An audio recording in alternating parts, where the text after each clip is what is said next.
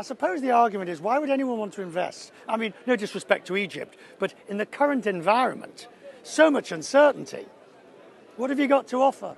Uncertainty for sure, and that's now global. But what's very important on our side is that our macroeconomic framework today is more predictable. We've been able to achieve our objectives, and we're trying to couple that, as I mentioned, with structural reform to make it durable.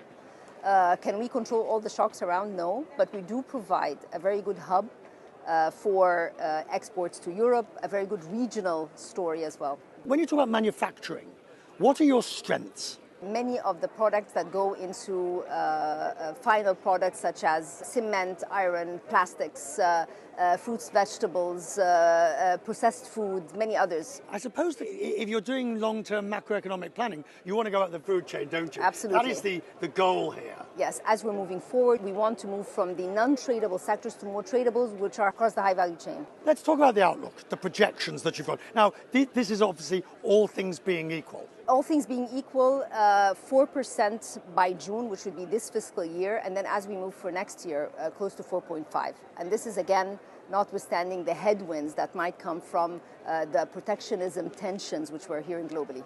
Those numbers, 4.5%, do they have baked in a certain amount of the current problems? Yes, absolutely. They do. They do have that counted in, but nonetheless, there's more bases for regional cooperation and also re-exporting to Europe. This idea of regional cooperation, do you see considerable advantage or prospect for future growth within intra-region? I know everybody wants to do the long-haul stuff, but do you see intra-regional as being low-hanging fruit, if you will? We have joint economic committees with Jordan, with Iraq. There's a lot of complementarity in terms of our export base to these countries. So this is also something that is very important. Being able to do the transmission of electricity from Egypt to Saudi, from Saudi to the rest of the Gulf is important.